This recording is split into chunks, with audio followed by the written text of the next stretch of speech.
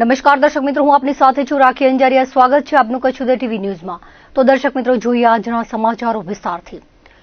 વિશ્વ પર્યાવરણ દિવસ નિમિત્તે દિલ્હીના પીએમ હાઉસમાં વડાપ્રધાન મોદીએ સિંદૂર છોડનું આરોપણ કર્યું હતું. કચ્છની મુલાકાતે આવેલા વડાપ્રધાન મોદીને માધાપરની વિરાંગનાઓએ સિંદૂર છોડની ભેટ આપી હતી. જે તે સમયે વડાપ્રધાન મોદીએ આ છોડ પીએમ હાઉસમાં રોપવાની વાત કરી હતી. ગુરુવારે પર્યાવરણ દિવસ નિમિત્તે તેમણે વિરાંગનાઓએ આપેલ સિંદૂર છોડને પોતાના પીએમ આવાસમાં રોપ્યો હતો. વડાપ્રધાન મોદીએ તેના ફોટોગ્રાફ સોશિયલ મીડિયા પર પોસ્ટ કર્યા હતા. વડાપ્રધાન મોદીએ સોશિયલ મીડિયા પર લખ્યું હતું કે કચ્છી માતાઓએ આપેલું આ છોડ 71ના યુદ્ધમાં સ્ત્રી શક્તિની હિંમતનું ઉદાહરણ છે. પીએમ આવાસમાં સિંદૂરનો વૃક્ષ તેમને સ્ત્રી શક્તિની બહાદુરી અને પ્રેરણાનું દ્રષ્ટાંત આપતું રહે છે. કચ્છ જિલ્લામાં અકસ્માતના બનાવોમાં ઉછાળો આવ્યો છે, ત્યારે ભુજ ખાવડા રોડ પર લોરિયા ચેકપોસ્ટ પાસે વધુ એક અકસ્માત થયો હતો. જીકે જનરલ હોસ્પિટલ ચોકીમાંથી મળતી વિગતો મુજબ ગુરુવારે સવારે 5 વાગ્યે બનાવ બન્યો હતો, જેમાં અહીં આવેલ જય બાબેરી ઢાબા પર ખાટલો ઢાળી 45 વર્ષીય આધેડ સૂતા હતા. તેમના પર ટ્રક ફરી વળતા ગંભીર ઇજાઓ થવાના કારણે મોત થયું હતું. આ બનાવમાં જુરા ગામના હાસમ ઉમર સુમરાનું ગંભીર ઇજાઓના કારણે મોત થયું હોવાનું હોસ્પિટલ ચોકીએથી જાણવા મળ્યું છે. આ બનાવને પગલે સ્થાનિકે અરેરાટી ફેલાઈ ગઈ હતી. બનાવ અંગે માધાપર પોલીસે આગળની કાર્યવાહી હાથ ધરી છે. ખાવડામાં આરઈ પાર્કના કારણે મોટી સંખ્યામાં ભારે વાહનોની અવરજવર હોય છે.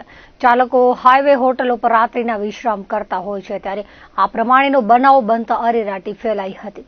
તાલુકાના ખાવડા વિસ્તારમાં આવેલ કોટડા ચેકપોસ્ટ પાસે ટ્રેલર વીજતારમાં અડી જતા ચાલકનું મોત થયું હતું.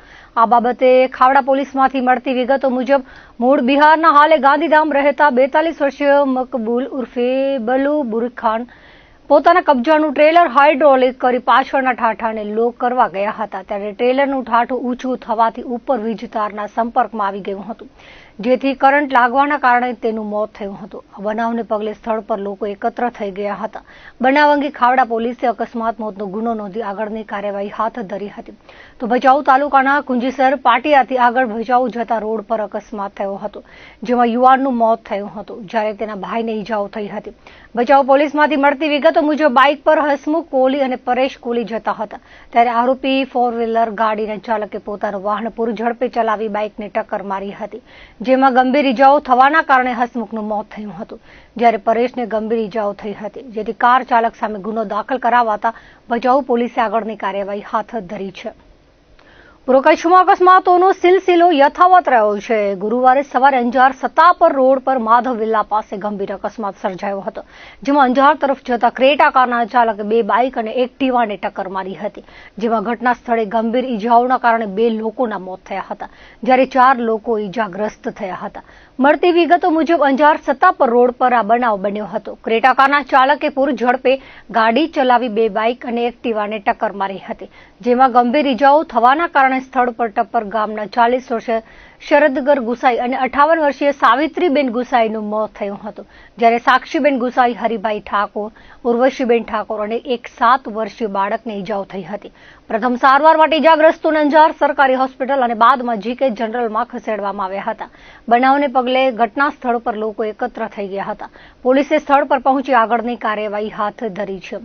દરમિયાન અકસ્માત સર્જનાર ક્રેટા ગાડીમાંથી વિદ્યાર્થીનું આઈ કાર્ડ મળી આવ્યું છે. આદિપુરની કોલેજમાં અભ્યાસ કરતા વિદ્યાર્થીનું આઈ કાર્ડ મળ્યું છે, જેથી પોલીસે આ દિશામાં પણ તપાસ હાથ ધરી છે. કચ્છના લખપત અને અબડાસાના દરિયાઈ વિસ્તારમાં અવારનવાર બિનવારસુ ચરસના પેકેટ મળી આવે છે, ત્યારે વધુ એક વખત દરિયા કિનારે તણાઈને આવેલા ચરસના પેકેટ મળી આવ્યા હતા. બીએસએફની ટુકડી દ્વારા સરહદી વિસ્તારમાં પેટ્રોલિંગ કરવામાં આવતું હતું, ત્યારે રોડાસર મેડી નજીકના દરિયા વિસ્તારમાં આવતા સુગર બેટમાં ચરસના કુલ 7 પેકેટ મળી આવ્યા હતા, જેનો કબજો પોલીસ સ્ટેશનને આપી આ વિસ્તારમાં વધુ પેકેટ હોવાની આશંકાએ સર્ચ ઓપરેશન હાથ ધરવામાં આવ્યું છે.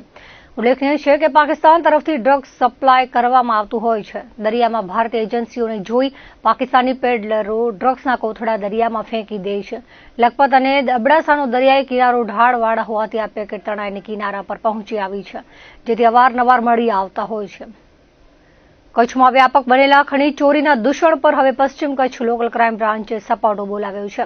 એલસીબીએ પૂર્વ બાતમીના આધારે કરેલી 3 જુદી જુદી તપાસમાં ભુજ શહેર, મુન્દ્રા અને માંડવી પોલીસ સ્ટેશન વિસ્તારમાંથી રોયલ્ટી કે પાસ પરમિટ વગર બ્લેક ટ્રેપ ભરેલ અને રેતી ભરેલ 2 ટ્રેક્ટર ઝડપી પાડ્યા હતા.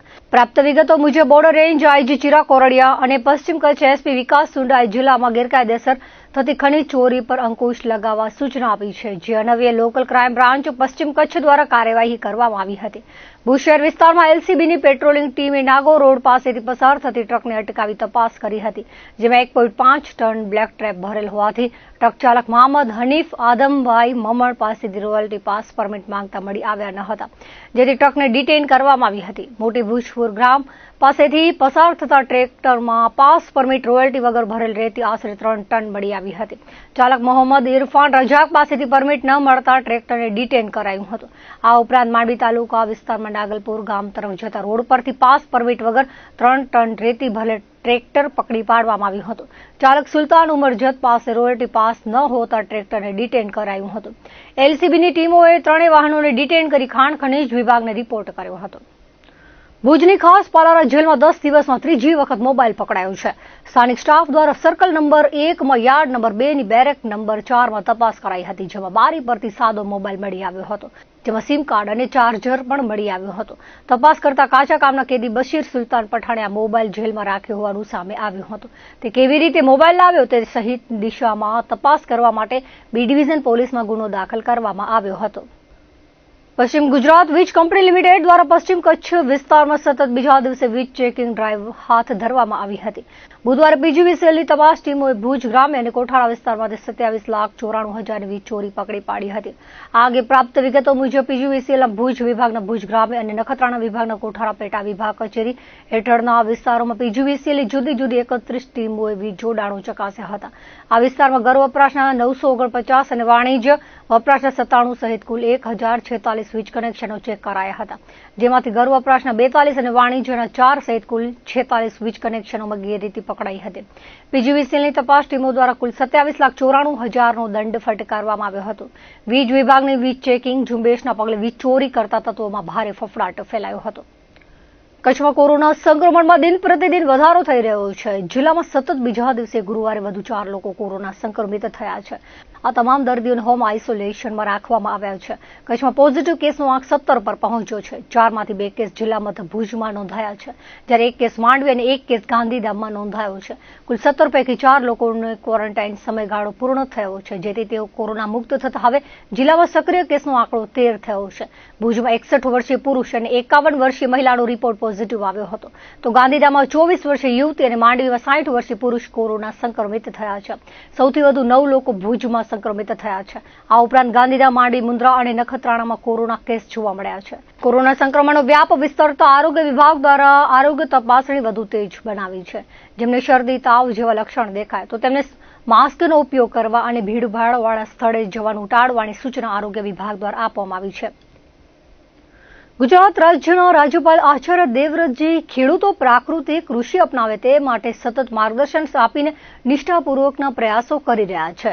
ત્યારે જિલ્લા વિકાસ અધિકારી ઉત્સવ ગૌતમના અધ્યક્ષસ્થાને કચ્છમાં પ્રાકૃતિક ખેતીનો વ્યાપ વધે અને મહત્તમ ખેડૂતો પ્રાકૃતિક ખેતી સાથે જોડાય તે હેતુથી national mission on natural farming અંતર્ગત ડિસ્ટ્રિક્ટ લેવલ મોનિટરિંગ કમિટી તેમજ પ્રાકૃતિક કૃષિની સમીક્ષા બેઠકનું આયોજન કરવામાં આવ્યું હતું.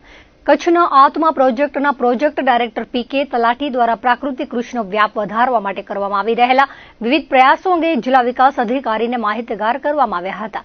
બેઠકમાં નેશનલ મિશન ઓન નેચરલ ફાર્મિંગના ક્લસ્ટરમાં બેઝ કૃષિ સખી કોમ્યુનિટી રિસોર્સ પર્સનની તાલીમ, કામગીરી અને માનદ વેતનની ચર્ચા, એવરનેસ જનરેશન પ્રોગ્રામની વિગત, ક્લસ્ટર દીઠ એક બ્લોક રિસોર્સ સેન્ટરની સ્થાપના, ફાર્મર માસ્ટર ટ્રેનરની પસંદગીને બહાલી અપાઈ હતી. તેમજ અમલમાં આવેલી નવીન યોજનાઓની ચર્ચા સાથે જિલ્લા વિકાસ અધિકારી દ્વારા કામગીરીની સમીક્ષા કરવામાં આવી હતી. જિલ્લા વિકાસ અધિકારીએ પ્રાકૃતિક કૃષિના લાભ મહત્તમ ખેડૂતો સુધી પહોંચે તેમજ પ્રાકૃતિક કૃષિનો વ્યાપ વધે તે દિશામાં પ્રયાસ કરવા સાથે તાલીમનું સુદ્રઢ આયોજન કરવા સાથે આગામી રણોત્સવમાં પ્રાકૃતિક ખેતીના સ્ટોલ મૂકવા અંગે સૂચન કર્યું હતું. આત્મા દ્વારા જિલ્લા વિકાસ અધિકારી ઉત્સવ ગૌતમને જિલ્લામાં ચાલી રહેલા પ્રાકૃતિક કૃષિના અભિયાન અંગે જાણકારી આપવામાં આવી હતી. ક્લસ્ટર બેઝ તાલીમ, ક્લસ્ટર તાલુકા અને જિલ્લા કક્ષાએ વેચાણ કેન્દ્રો, વિવિધ ખેડૂતલક્ષી સહાય યોજનાઓના લાભાર્થી, પ્રાકૃતિક કૃષિના પંચસ્તરીય મોડલ ફાર્મના જમીન એકત્રીકરણ અને પૃથ્થકરણની કામગીરી, દેશી ગાય નિભાવ ખર્ચ સહાય યોજના, પ્રાકૃતિક કૃષિ માટે જીવામૃત ધન જીવામૃત બનાવવા તથા વિતરણ માટે માળખાકીય સુવિધા માટે સહાય, રાસાયણિક ખાતરના વપરાશના ડેટા સહિતની બાબતની સમીક્ષા કરવામાં આવી હતી. આ સમીક્ષા બેઠકમાં સંબંધિત વિભાગના અધિકારીઓ તેમજ સંસ્થાના સભ્યો હાજર રહ્યા હતા. આદિપુર પોલીસ દ્વારા બસ સ્ટેન્ડ પાસે ટ્રાફિક ચોકીનું લોકાર્પણ કરવામાં આવ્યું હતું. આદિપુર પોલીસ મથકના વિસ્તારમાં કાયદો અને વ્યવસ્થા જળવાઈ રહે તે માટે આદિપુર એસટી બસ પાસે દાતાના સહયોગથી ટ્રાફિક ચોકીનું નિર્માણ કરવામાં આવ્યું છે, જેનું જિલ્લા પોલીસ વડા સાગર બાગમારના હસ્તે લોકાર્પણ કરવામાં આવ્યું હતું. આ ચોકીમાં રાઉન્ડ ધ ક્લોક પોલીસ કર્મચારીઓ હાજર રહેશે તેમજ આસપાસના વિસ્તારમાં અસામાજિક પ્રવૃત્તિઓ પર નજર રાખવા માટે સીસીટીવી કેમેરા લગાવવામાં આવ્યા છે. લોકાર્પણ કાર્યક્રમ દરમિયાન અંજાર નાયબ પોલીસ અધિક્ષક, આદિપુર પીઆઈ, ટ્રાફિક શાખાના એએસઆઈ સહિતના ઉપસ્થિત રહ્યા હતા. આદિપુર બસ સ્ટેન્ડ ખાતે એક ટ્રાફિક પોલીસ ચોકીનું ખુલ્લું મૂકવામાં આવ્યું છે, જેનું સૌથી જે મેઇન પર્પઝ છે કે અહીંયા જે બસ સ્ટેન્ડના ડેલીની જે એક્ટિવિટીઝ થતી હતી અને જે ટ્રાફિકનું મુવમેન્ટ થતું હતું, પ્લસ જે લોકો પોતાના વાહનોને બધા અલગ અલગ વસ્તુ રીતે મુવમેન્ટ કરતા હતા, એમને સાવચેતી વધે અને પ્લસ સુરક્ષા વધે એ ઉદ્દેશ્યથી આ ટ્રાફિક પોલીસ ચોકીનું આજે ઉદ્ઘાટન અને ખુલ્લું મૂકવામાં આવ્યું છે. અને આ જે ટ્રાફિક પોલીસ ચોકી છે એમાં પોલીસ દ્વારા પ્લસ ટીઆરબી દ્વારા અહીંયા સિટિંગ રાખવામાં આવશે અને એની સાથે સાથે અહીંયાની જે કોઈ નાની મોટી રજૂઆતો હશે એમને પણ ધ્યાને લેવામાં આવશે. સૌથી મેઇન ઉદ્દેશ્ય છે કે આ વિસ્તારમાં પર્ટિક્યુલરલી બસ સ્ટેન્ડ અને આજુબાજુના એરિયામાં જે સતત રજૂઆતો આવતી હતી, જે રીતનું અહીંયા મુવમેન્ટ હોય છે, મુવમેન્ટ હોય છે, એ મુવમેન્ટ જે નાના મોટા બનાવો બનતા હોય, પછી વાહન ચોરી હોય કે નાના મોટા જે કોઈ બનાવ હોય એમના ઉપર થોડો ત્વરિત રીતે ધ્યાન આવે અને એનું ત્વરિત જે છે નિર્ણય આવે અને ત્વરિત રીતે પોલીસ દ્વારા એક્શન થાય, એ ઉદ્દેશ્યથી જે છે આ ટ્રાફિક પોલીસ ચોકીનું જે છે નિર્માણ કરવામાં આવ્યું છે, જેમાં દાનદાતાઓને પણ પોલીસ તરફથી ધન્યવાદ. અને આ જે આખું ટ્રાફિક પોલીસ ચોકીનું કામ જે કરવામાં આવ્યું છે એમાં ડીએસપી અંજાર અને આદિપુર એમની ટીમ દ્વારા જે કરવામાં આવ્યું એમને ધન્યવાદ.